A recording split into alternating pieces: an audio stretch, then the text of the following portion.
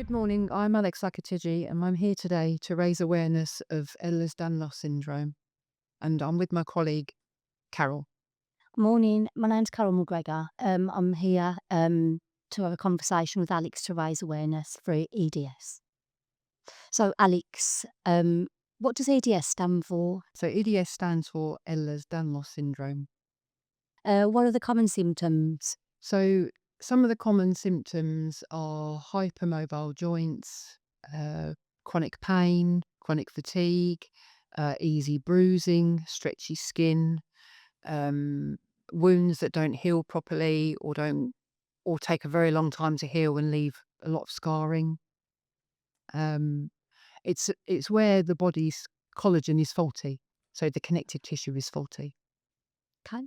And how does this affect you daily on a daily basis? So on a daily basis, the most debilitating symptom for me is autonomic dysfunction, which is where your parasympathetic nervous system regulates your blood pressure, your heart rate, your temperature, and mine is faulty. So when I go from sitting to standing, it can malfunction and I can collapse. And that on a daily basis, the two things for me that really stand out are pain from all the where I've got hypermobile joints, and on top of that, the constant collapsing, damaging them. Um, it's like the best way to explain the pain is I don't know if you've ever broken a bone or twisted your ankle and sprained it. Yeah. It's really, really painful. That's the sort of level of pain I feel Yeah. in my joints. It's quite severe. Um, and then also to function standing up, it's like I don't know if you do it when you get up too quickly. Yeah. You get a head like your head spins. That's what it's like for me standing up, and it's really, really hard to function like that all the time. Yeah.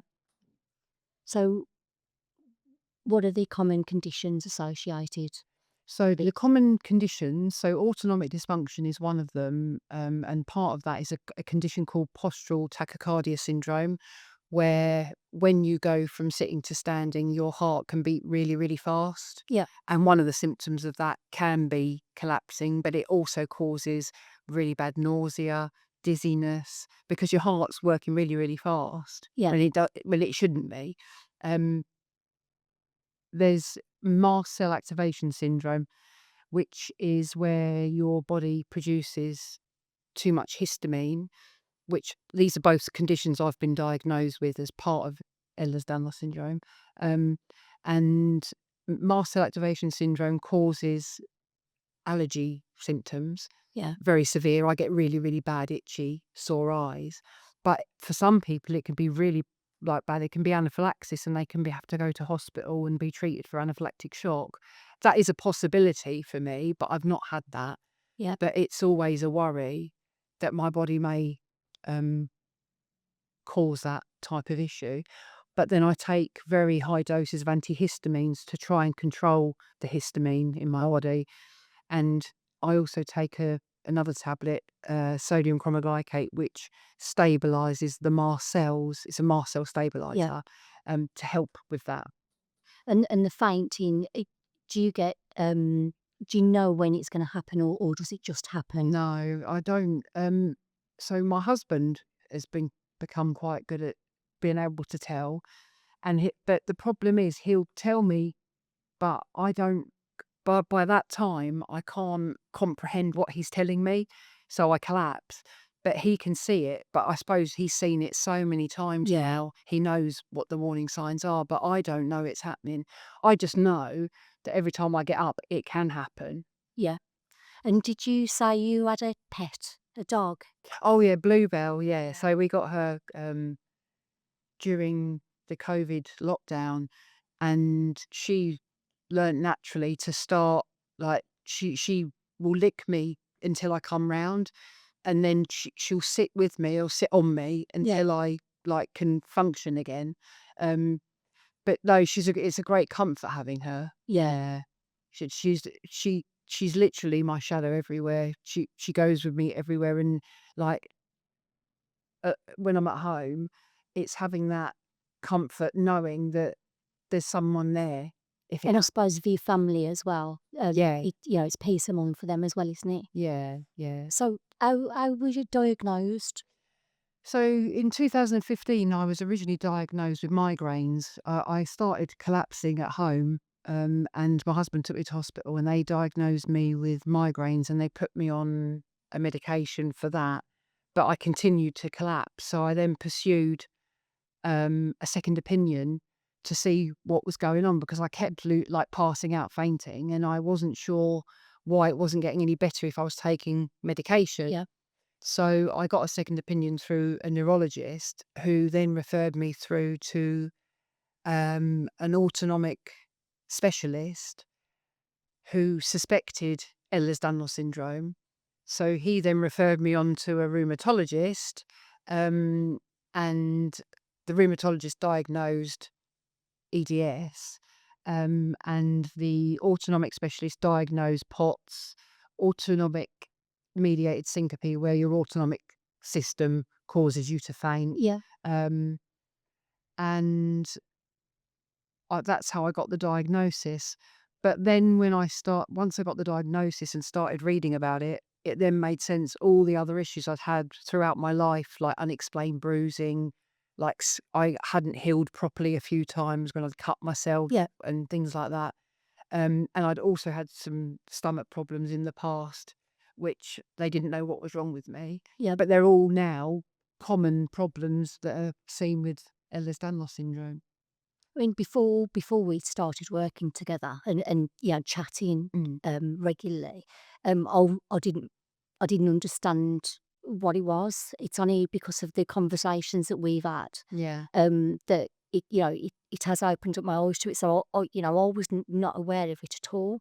Um, how how common is it within with doctors and their Well, yeah, that's one of the issues there is with the medical profession at the moment is there's not enough knowledge of it and the complexity of it all. And I mean, I've been sent to A&E twice by my doctors, and I go to A&E, but it's not something A&E can deal with, yeah and then they don't know what to do with me.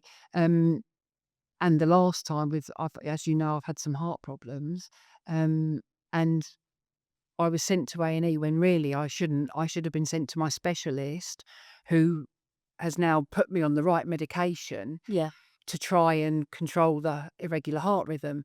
But when I went to the doctors, they just sent me straight to A&E. yeah So it's really hard because I don't know what, like, something like that with the heart rate, I don't know what it should, like, what is right and what's wrong, and yeah if it's my condition or not.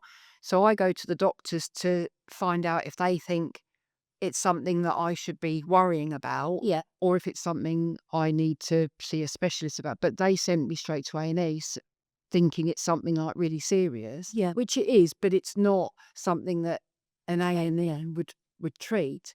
So I've now been put through to a specialist cardiologist who's put me on the right medication for it, and hopefully it will start to settle down.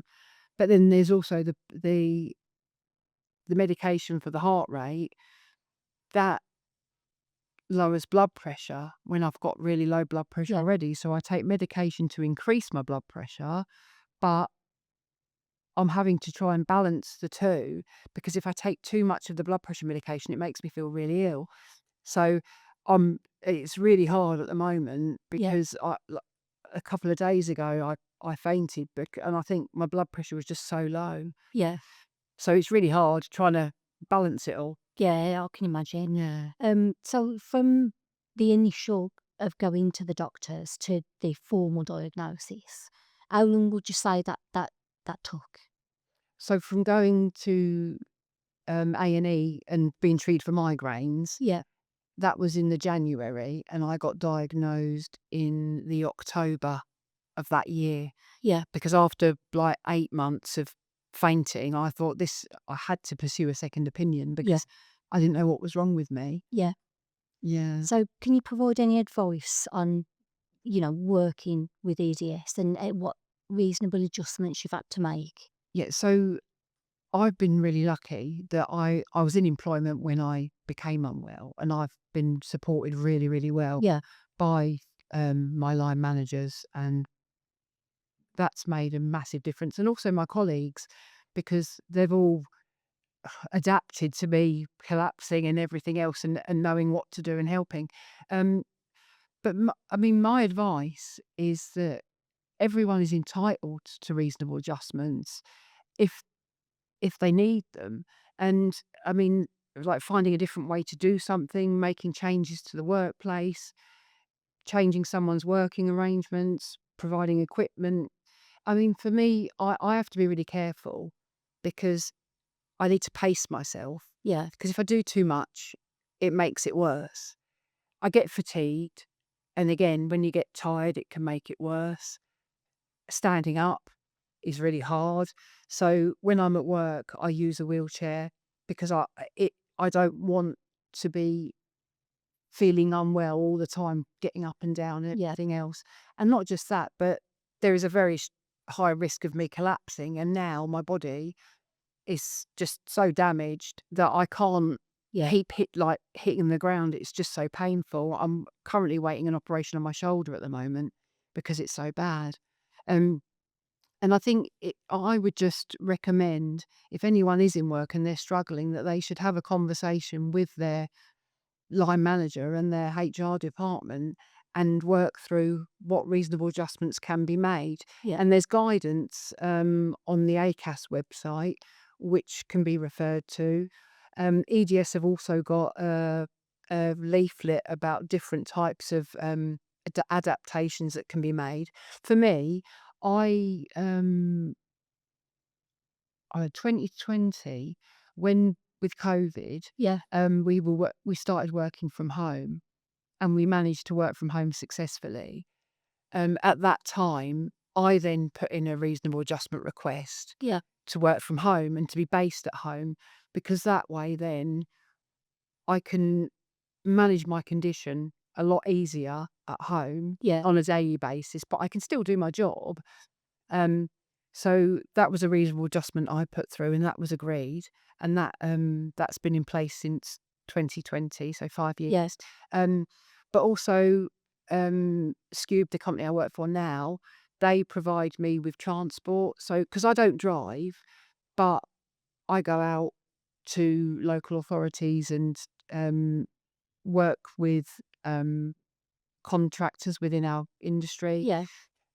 So they provide me with transport, which is really, really Yeah. It good is. because it means I can get out and actually do the things I enjoy. Yeah. Because for me, I find being at home every day, all day, it that then takes its toll on my mental health. So it's nice to get out, and because I'm a social person, to get out and actually socialise with people. Yeah, 'cause it can be quite isolating. I mean, for me, it can be quite isolating working from home. Yeah. Um, but all the things you've said about the adjustments and the fatigue. I love working with you. I love doing the collaboration work that we do. Um, and I wouldn't know that you were in pain or tired because you're a very positive person, and it doesn't rule you. You manage how you Yeah, thank work you. on a day to day Yeah, I mean, basis. the thing is for me, I think my whole aim with this is to raise awareness so that people do understand. I mean, I am positive because I find by being positive, it makes me feel positive, if that Yeah, makes sense. Um, and I just want, people to know that I may look absolute, like you say, I look normal, but there's so much going on inside, yeah, and it's really, really hard functioning. yeah. That I do the best I can with what I've got, and trying to give this having this condition a purpose, and to speak up for everybody that can't speak up, and try and make a difference. Well, I really admire your Yeah. honesty, and raising this awareness for people. Because, like I said, I wasn't aware of it, and it's really brave. Oh, Some of the things that you're doing as well. So just wanted to say thank you for that, Alex. Oh, thank you. And on that note, I think we've come to the end of our podcast. Think so. Yes, but thank you very much. Thank you.